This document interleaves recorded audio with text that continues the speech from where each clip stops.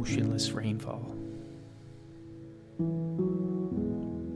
The trees do not move, and the flowers stand still in amazement as the rainfall beats louder and louder. Do they know something I do not? The single blade of grass, I quickly notice, has no purpose but to find one single drop. Staring into nothingness, I can't help but feel everything.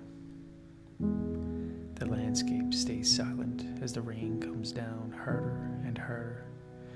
The random people surrounding me are running faster and faster. They run to escape the dampness, but everything surrounding their distress rests in calmness. Does nature know something I do not? Why am I not running to find shelter?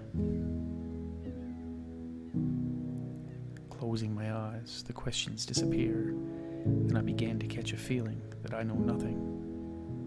With my eyes closed, I see everything. I do not hear the voices of yesterday or see a vision for tomorrow. Rain is all I sense as I stand and wonder how long it has been waiting for me. It is always present, but why does it feel so different? And each drop sounds so distinct. I quickly open my eyes to look for that one blade of grass different from the others, but my search reveals nothing. A single drop of rain trickles down my forehead. My search is over.